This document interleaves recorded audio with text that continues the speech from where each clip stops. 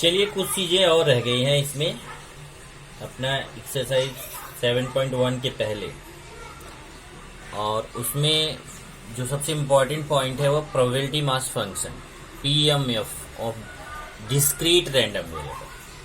तो जो discrete random variable है उसका पीएमएफ कैसे फाइंड करेंगे, उसका पीएमएफ का मीनिंग क्या होता है। The probability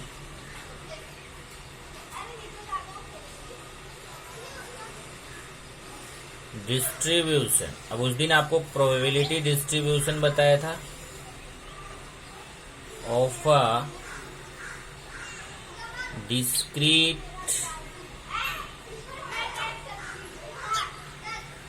random variable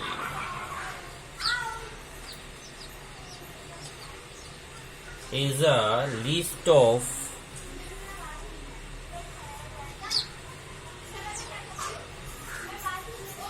probabilities associated with each of its possible values।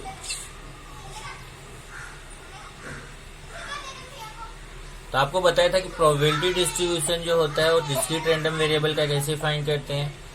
वो होता है list of probabilities for its each of its possible value, जितनी भी पॉसिबल वैल्यूज है उसके लिए उसकी प्रोबेबिलिटी क्या होगी, वो उसका जो लिस्ट होता है उसको बोला जाता है probability distribution. It is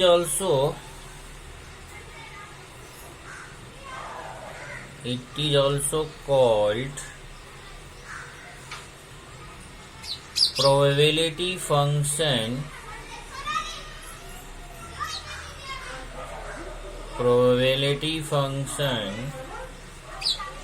or probability mass function।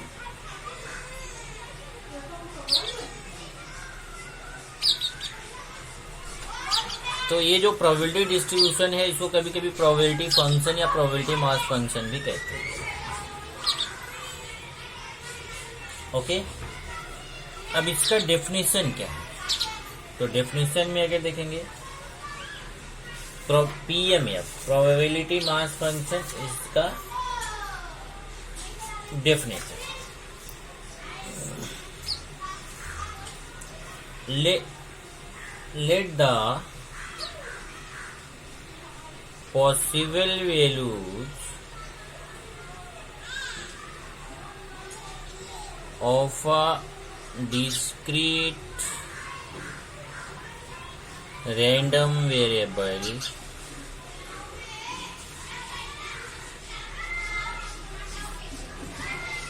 x be denoted by x1, x2, x3 and with the corresponding probabilities, with the corresponding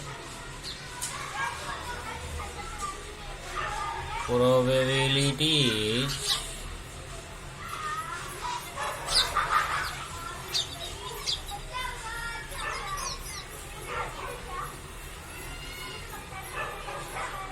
Pi equal to Px equal to 1, 2, 3 ... If there is a function f such that Pi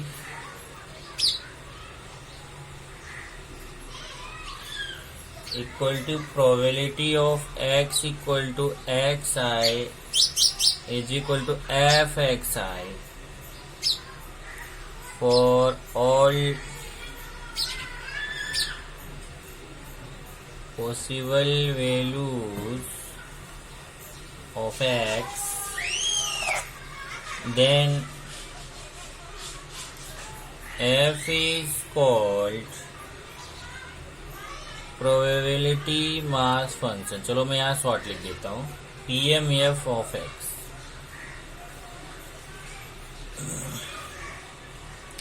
तो ये जो PMF है, PMF कब होगा, उसके लिए condition क्या है? हेंस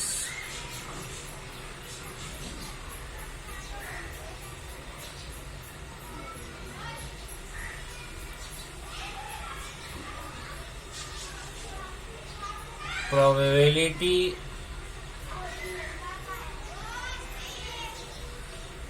mass function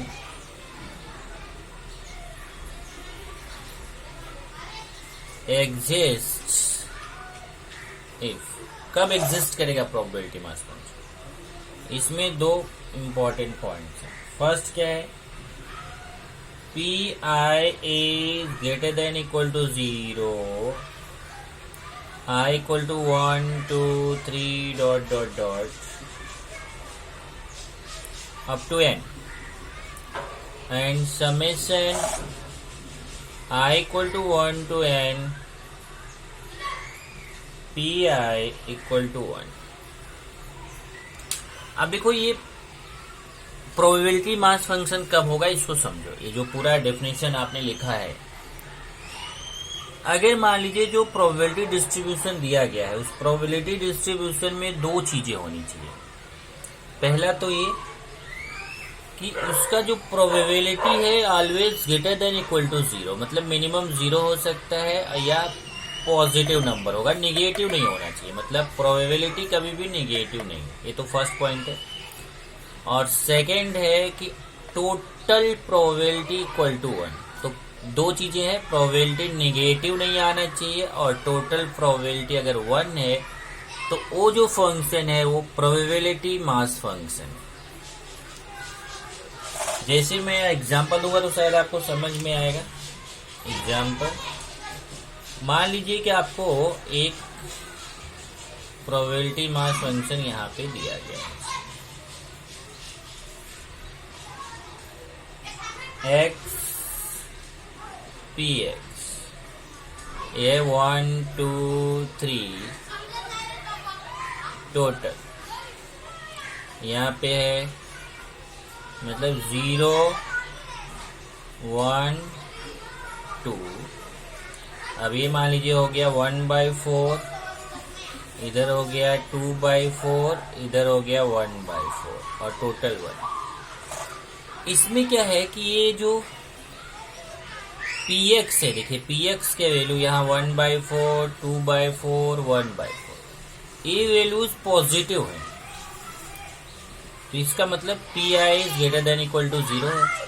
और इसको अगर पूरा प्लस किया जा रहा है तो पूरा प्लस होके 1 आ रहा है। इसका मतलब क्या हुआ कि समेशन pi इक्वल टू 1। तो ये PMF है। अगर इन दोनों कंडीशन में से एक भी कंडीशन फॉलो नहीं होती, जैसे एक फॉलो हुआ दूसरा नहीं हुआ, या ये फॉलो हुआ ये नहीं हुआ, तो भी वो PMF नहीं होगा। PMF होने के लिए दोनों की दोनों कंडीशंस फॉलो होनी चाहिए। ये तो हो गया प्रोबेबिलिटी मास फंक्शन। उसके बाद है कॉम्युलेटिव डिस्ट्रीब्यूशन फंक्शन, CDF। ये PMF है, अब है CDF, cumulative distribution function. cumulative distribution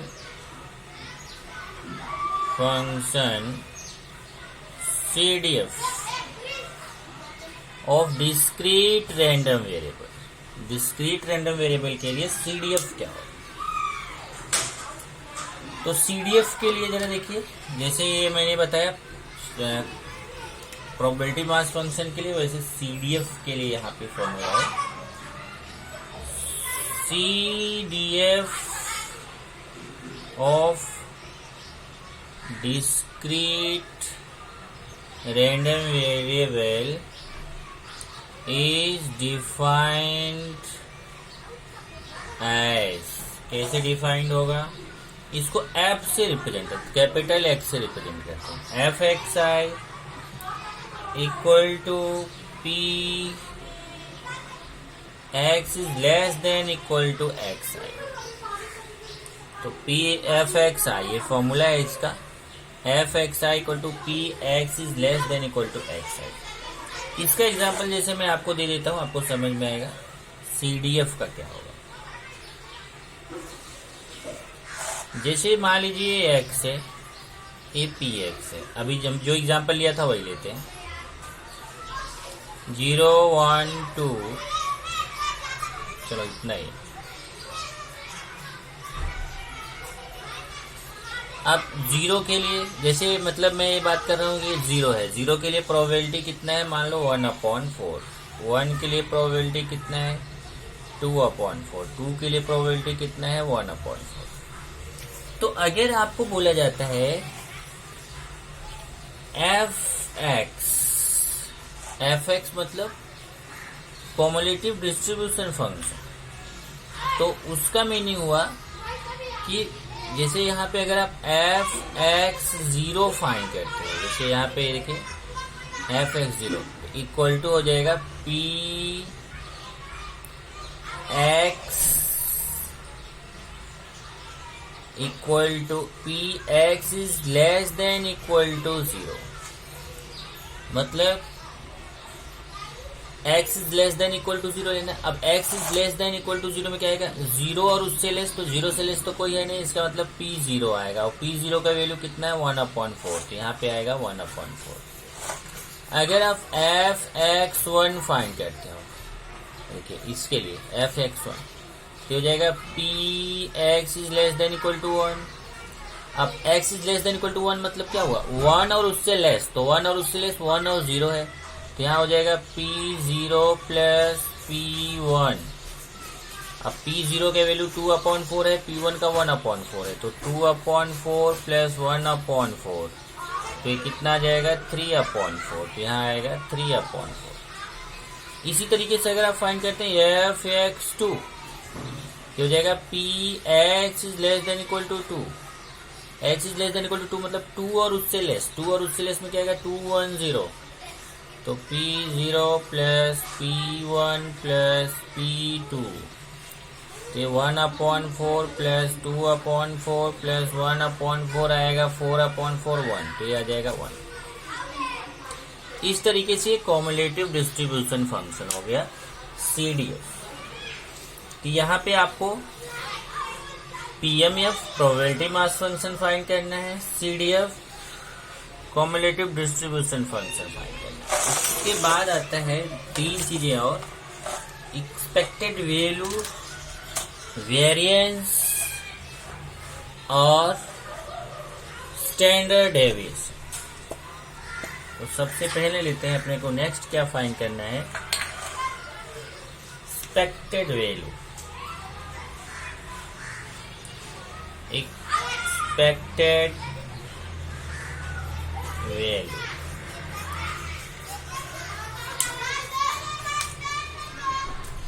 expected value क्या है, EX। अब सब उसी के लिए है, प्रोबेबिलिटी मास फंक्शन जो अपना दिया हुआ है उसके लिए। अगर वो हमारा PMF है, तो PMF में है प्रोबेबिलिटी मास फंक्शन में, तो उसका एक्सपेक्टेड वैल्यू कैसे फाइंड करेंगे। इसका फॉर्मूला होता है x1 p1 plus x2 p2 plus and so on plus xn pn, या इसको बोल सकते हैं summation i equal to 1 to n xi pi। ये आपका है एक्सपेक्टेड वैल्यू। अब अगर आपको वेरिएंस फाइंड करना है, अब एक्सपेक्टेड वैल्यू को हम मीन भी बोलते हैं, इसको हम ब्रैकेट में ऐसे मीन लिख देते हैं। एक्सपेक्टेड वैल्यू को मीन भी बोला जाता है, EX, और इसको म्यू से भी रिप्रेजेंट करते हैं। EX को हम ऐसे म्यू से भी रिप्रेजेंट करते हैं। तो अगर EX लिखा जाता है, म्यू लिखा जाता है, दोनों का मीनिंग सेम। उसके बाद है वेरिएंस। वेरिएंस कैसे फाइंड करेंगे? वेरिएंस को रो से रिप्रेजेंट करते हैं। इसका फॉर्मूला होगा rho square equal to variance X. Variance X को रो स्क्वायर बोलते हैं और इसका फॉर्मूला होगा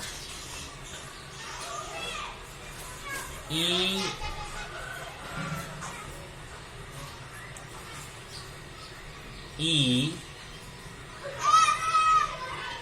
x square minus E X square. E X square minus, यहाँ ध्यान रखना, यहाँ ई एक्स का स्क्वायर है और यहाँ एक्स स्क्वायर का ई है, तो इसको ये आपका हो गया वेरिएंस फाइंड करने के लिए, variance of A discrete variable. ये मीन हो गया, ये वेरिएंस हो गया। वेरिएंस मतलब क्या होता है? वेरिएंस मीन्स होता है spread of distribution, spread of variability of distribution. Variance means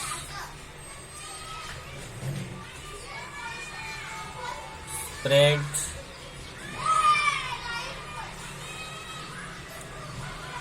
और variability of the distribution. Distribution का जो स्प्रेड है वो हम इससे पता कर सकते। और नेक्स्ट है हमारा स्टैंडर्ड डेविएशन। इसमें ध्यान रखना है variance X is always greater than equal to 0। Variance X जो है हमेशा पॉजिटिव है। नेक्स्ट है standard deviation. Standard deviation, standard deviation को रिप्रेजेंट करते हैं रो से। और ये बहुत इजी है, जो वेरिएंस एक्स आया रहेगा ना उसका स्क्वायर रूट फाइंड करना। वेरिएंस एक्स का स्क्वायर रूट, जो भी यहाँ से पहले वेरिएंस फाइंड करो, जो वेरिएंस एक्स आएगा उसकी वैल्यू, उसका स्क्वायर रूट फाइंड करेंगे, उसको बोलेंगे स्टैंडर्ड डेविएशन। ये हो गया एक्सपेक्टेड वैल्यू, वेरिएंस और स्टैंडर्ड डेविएशन। तो यहाँ पे हमें नेक्स्ट जो एक्सरसाइज करने चल रहे हैं वहां पे हमें क्या क्या देखना है? एक तो प्रोबेबिलिटी मास फंक्शन पीएमएफ, दूसरा प्रोबेबिलिटी डिस्ट्रीब्यूशन, तीसरा सीडीएफ कम्युलेटिव डिस्ट्रीब्यूशन फंक्शन, चौथा expected value of any probability mass function, variance of any probability mass function and standard deviation of any probability mass function. इस पे आपका depend है exercise 7.1। एक ही exercise इसमें पढ़ना है, तो इसलिए एक्सरसाइज के क्वेश्चंस को ध्यान से समझिए, क्योंकि जैसा एक्सरसाइज का क्वेश्चन रहेगा वैसा ही मिसलेनियस एक्सरसाइज के भी क्वेश्चंस रहेंगे। तो इसको आपको कैसे करना है उसको समझिए। Exercise 7.1।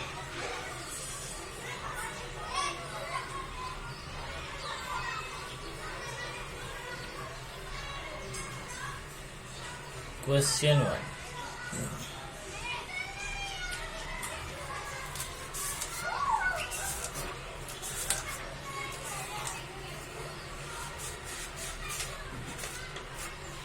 Let x represent the difference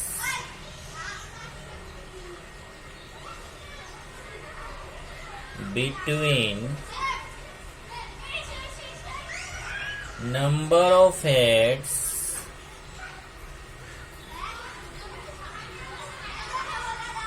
and number of tails and number of tails obtained when a coin is tossed 6 times. A coin is tossed 6 times. What are possible values of x? what are possible values of x। x जो है वो random variable है और वो क्या represent करता है, difference between number of heads and number of tails, heads और टेल्स का difference obtained when a coin is tossed 6 times. Coin कितनी बार टॉस किया जा रहा है, 6 टाइम्स टॉस किया जा रहा है। तो x का वैल्यू हमें फाइंड करना है। तो यहाँ पे a coin is tossed 6 times। एक कॉइन कितनी बार टॉस किया जा रहा है, 6 times. x equal to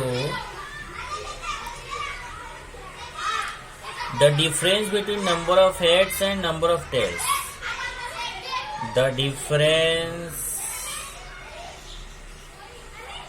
between number of heads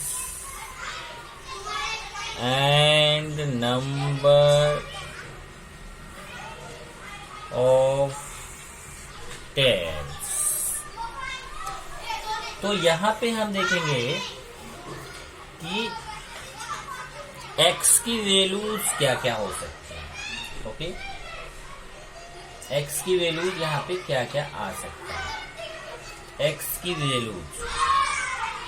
तो इसमें अगर आप देखोगे तो सैंपल स्पेस S क्या होगा, sample space S equal to, अब देखिए ध्यान से समझना, अगर ये कॉइन आप टॉस कर रहे हो 6 टाइम्स, 6 बार, तो हो सकता है कि 6 के 6 बार आपका टेल से ही आ जाए और हेड एक भी बार नहीं आए।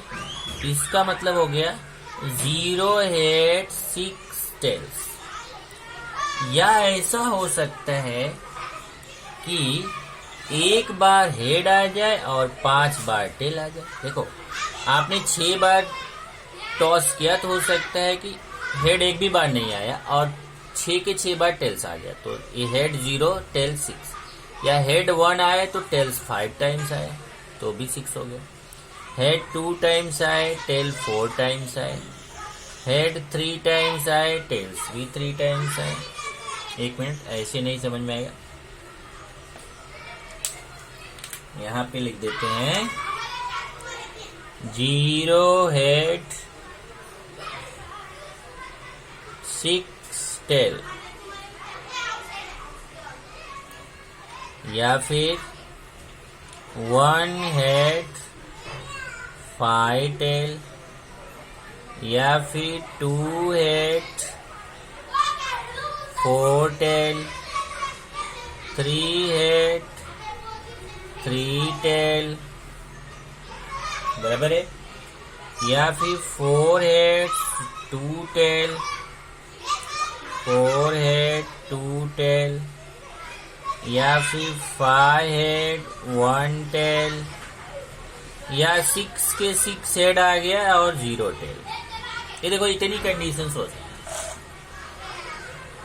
एक भी हेड नहीं आया तो 6 टेल आ गया, 1 हेड 5 टेल, 2 हेड आया तो 4 टेल, टोटल 6 आना चाहिए, 3 हेड 3 टेल, 6 4 बार हेड आया 2 बार टेल आया, 5 बार हेड आया 1 ही बार टेल आया, 6 के 6 बार हेड आ गया, एक भी बार टेल नहीं आया। तो फिर हम x फाइंड कर सकते हैं, x 0 x 6 टेल के लिए फाइंड करेंगे, x 1 हेड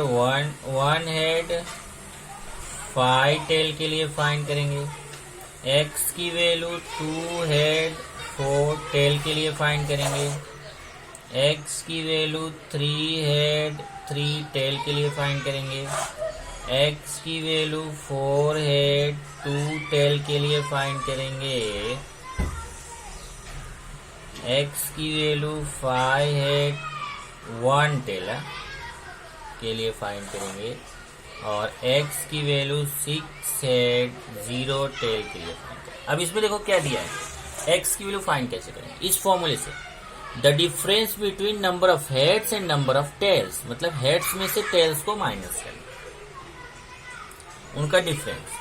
तो यहाँ हेड्स कितना, number of heads 0 minus number of tails 6, तो आंसर आएगा -6। यहाँ number of heads minus number of tails 1 minus 5 minus 4, number of heads minus number of tails 2 minus 4 minus 2, 3 minus 3 0, 4 minus 2 2, 5 minus 1 4, 6 minus 0 6।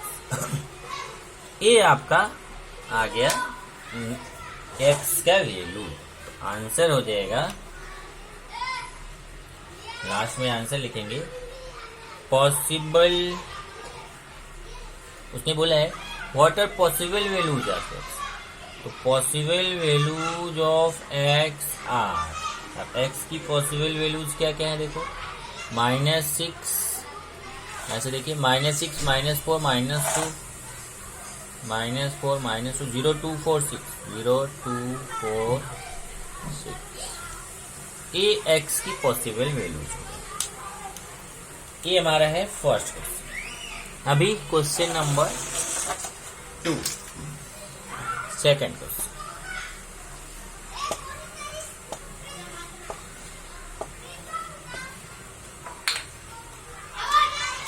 Question number 2 देखते हैं क्या है।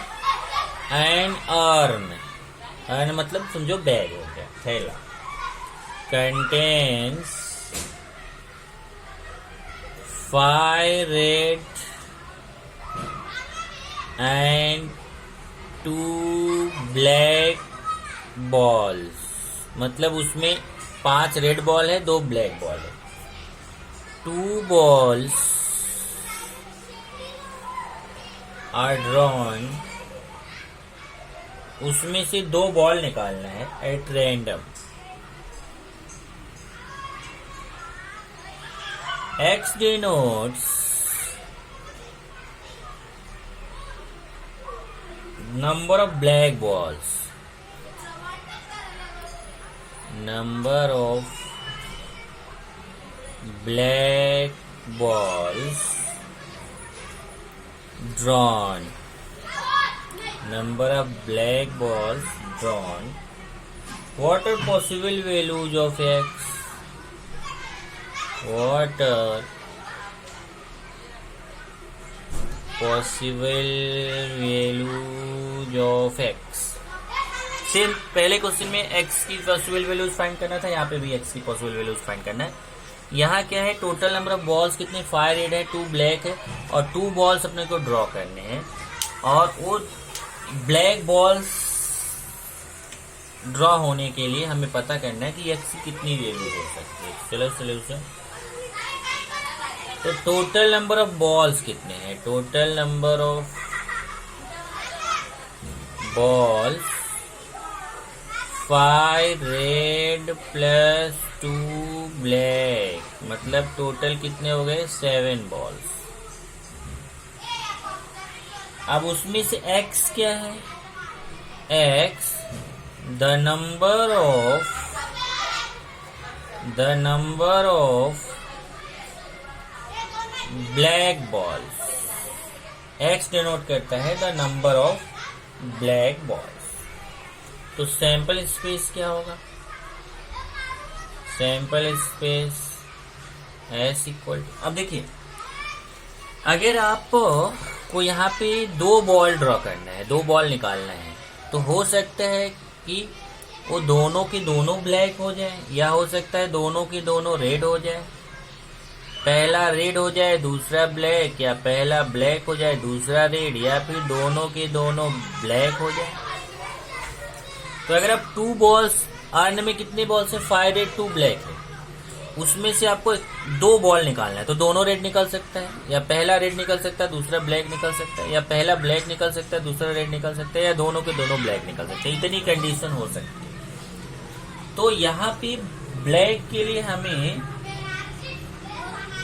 निकालना है x की वैल्यू। अब देखिए x की वैल्यू, इसका मतलब इसमें क्या हो गया, यहाँ पे वे जो ब्लैक बॉल है वो एक भी ब्लैक बॉल नहीं हो सकता है, 0। तो एक्स आर आर का मतलब हुआ द वैल्यू ऑफ एक्स जब वो आर आर आता है, इसका मतलब एक भी ब्लैक बॉल नहीं है तो 0 ब्लैक बॉल होगा। X R B equal to X B R, तो इसका मतलब क्या हुआ, आर बी और बी आर दोनों के केस में कितने कितने ब्लैक बॉल निकले, 1 1, तो यहाँ 1 आ गया। एक्स बी बी, अभी कितने ब्लैक बॉल्स निकल रहे हैं, 2। इसका मतलब 0 ब्लैक बॉल निकल सकता है, 1 ब्लैक बॉल निकल सकता है, 2 ब्लैक बॉल्स निकल सकते हैं, इतना केसेस है। तो यहाँ पे आंसर हो जाएगा, answer possible values of X are, एक्स की पॉसिबल वैल्यूज क्या है, 0 1 2, मतलब एक भी ब्लैक बॉल नहीं निकला, एक ब्लैक बॉल निकला या 2 निकला, ये एक्स की पॉसिबल वैल्यूज है। ये तो इसने सिखा दिया कि अगर कोई भी एक्शन है तो वहां पे हम कैसे पता कर सकते हैं कि रैंडम वेरिएबल एक्स की वैल्यू क्या है। तो रैंडम वेरिएबल एक्स की वैल्यू निकालना आपने सीख लिया, ये 2 क्वेश्चन है। अब हम सीखेंगे कि कोई भी अगर प्रोबेबिलिटी डिस्ट्रीब्यूशन दिया गया है तो वो प्रोबेबिलिटी मास फंक्शन है कि नहीं, पीएमएफ है कि नहीं, वो हमें पता करना है। क्वेश्चन नंबर 3 में state which of the following are not the probability mass function, are not the probability mass function means PMF of a random variable, of a random variable, give reasons for your answer। अपने को reason भी बताना है, reasons for your answer, मतलब वो probability mass function में है कि नहीं है उसका रीजन दीजिए। अगर है तो ठीक है, नहीं है तो क्यों नहीं है, वो अपने को रीजन देना है। इसमें फर्स्ट क्वेश्चन लेते हैं। फर्स्ट क्वेश्चन है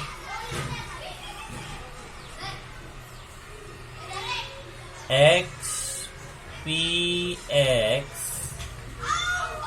0 1 2, इसकी प्रोबेबिलिटी है 0.4, इसकी प्रोबेबिलिटी है 0.4, इसकी प्रोबेबिलिटी है 0.2। एक क्वेश्चन है, इसका सोल्यूशन है। इसमें अगर आप देखिए तो इसमें क्या 2 चीजें देखना, मैंने बताया था पीएमएफ के लिए 2 चीजें। एक तो जो प्रोबेबिलिटी है ना वो निगेटिव नहीं होनी चाहिए, प्रोबेबिलिटी निगेटिव नहीं, या तो 0 रहे या फिर पॉजिटिव। और दूसरा ये है कि टोटल प्रोबेबिलिटी 1 आना चाहिए। तो अगर ये 2 कंडीशंस फॉलो हो रही हैं तो पीएमएफ है। तो चलिए पहला कंडीशन देखते हैं। केस 1 क्या है, here P X is greater than equal to 0। यहाँ पे अगर देखेंगे तो P ऐसे लिख देता हूँ, X I is greater than equal to 0, मतलब पी एक्स की वैल्यू ये तीनों में देखिए 0.4 0.4 0.2, ये तीनों वैल्यू कैसा है, पॉजिटिव है, greater than equal to 0 for all I equal to 1, I equal to 0 1 2, I equal to 0 1 2, मतलब Px0 के लिए भी 0.4 है, Px1 के लिए 0.4 है, Px2 के लिए 0.2 है, तो पॉजिटिव है। तो ये पहला कंडीशन फॉलो हो गया। एंड और टोटल प्रोबेबिलिटी फाइंड करते हैं, समेशन Pxi इक्वल टू अब इसका पी एक्स आई का वैल्यू फाइंड करेंगे तो ये तीनों को प्लस करेंगे, 0.4 प्लस 0.4 प्लस 0.2, ये कितना आ गया, 1 आ गया। तो दोनों कंडीशंस फॉलो हो गई। Since both the conditions of PMF exist, so the given function is probability mass function.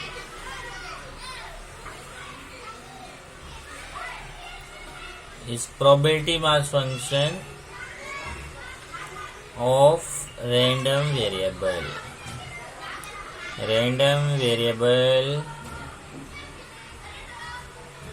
इसका मतलब यहाँ पे प्रोबेबिलिटी मास फंक्शन है। तो दो ही चीजें चेक करना है, एक तो पॉजिटिव होना चाहिए, टोटल 1 होना चाहिए। अगर दोनों में से एक भी कंडीशन फॉलो नहीं हो तो प्रोबेबिलिटी मास फंक्शन नहीं है। इस तरीके से क्वेश्चंस करना है। सेकंड आपका है एक्स पी एक्स 0 1 2 3 4, यहाँ पे 0.1 0.5 0.2 माइनस 0.1 0.2। अब यहाँ देखिए, आपको देख के ही लग गया होगा कि इसमें एक प्रोबेबिलिटी ऐसी है जो निगेटिव में है, और जब निगेटिव में है तो ये प्रोबेबिलिटी मास फंक्शन नहीं है। तो here Px equal to 3 is less than 0, मतलब Px equal to 3 के लिए प्रोबेबिलिटी, P मतलब हुआ प्रोबेबिलिटी x equal to 3 के लिए जो प्रोबेबिलिटी है वो लेस देन 0 है, निगेटिव है। और जब निगेटिव है आप यहाँ बोल सकते हो is equal to minus 0.1। So Px equal to 3 is less than 0, negative हो गया। और निगेटिव हो गया तो इसका मतलब हुआ कि वो प्रोबेबिलिटी मास फंक्शन में नहीं है। So the given function is not in PMF, probability mass function में नहीं है। ओके, इसी तरीके से थर्ड लेते हैं। ऐसे ही पता करना है कि वो PMF में है कि नहीं है। चलिए third,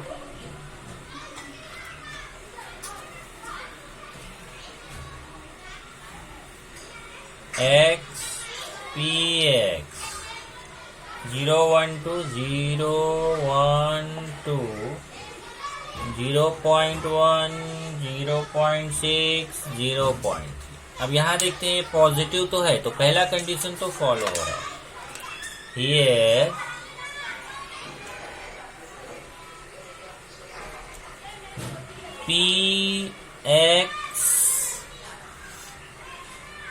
Pxi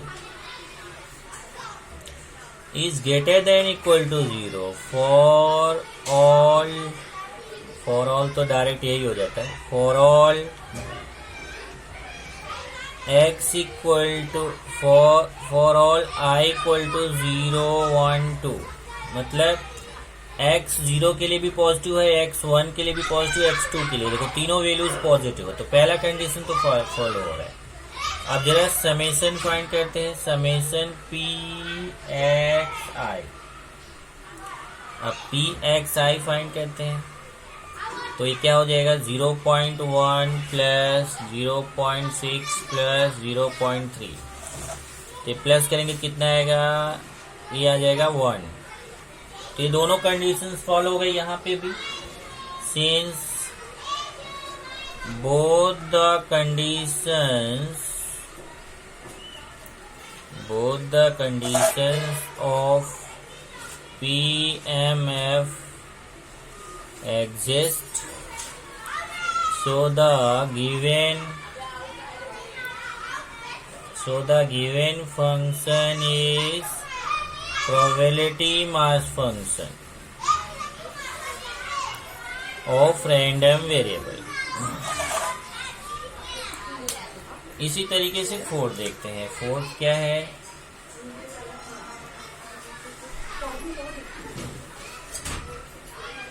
x px 3 2 1 0 minus 1 0.3 0.2 0.4 0 0.05. अब यहाँ पे देखते हैं तो सब पॉजिटिव है, तो पहला कंडीशन यहाँ पे फॉलो हो रहा है. Here pxi is greater than equal to 0 for all I equal to 3 2 1 0 minus 1. तो ये सब के लिए पॉजिटिव है. अब इसका एडिशन करके चेक करते हैं. समेशन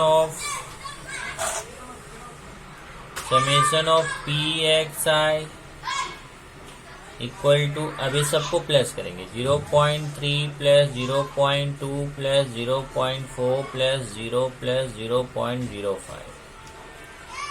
अभी पूरा प्लस करते हैं. ये आएगा 0.95. तो ये 1 नहीं आया, जबकि 1 आना चाहिए था. तो since summation pxi is not equal to 1, so the given function is not in PMF, probability mass function में नहीं है. इस तरीके से आपको करना है. तो ऐसे ही अभी आपको फिफ्थ और सिक्स्थ ये दो आपको होमवर्क दे देते हैं. इसी तरीके से फिफ्थ और सिक्स्थ है. दो कंडीशन चेक करना है. एक तो ये पूरा पॉजिटिव होना चाहिए. अगर पूरा पॉजिटिव, अगर एक भी नेगेटिव आया तो पीएमएफ नहीं है. अगर पूरा पॉजिटिव है तो ये पूरा टोटल करने के बाद 1 आना चाहिए. अगर 1 नहीं आ रहा है तो फिर पीएमएफ नहीं है. तो दोनों कंडीशंस आपकी फॉलो होनी चाहिए.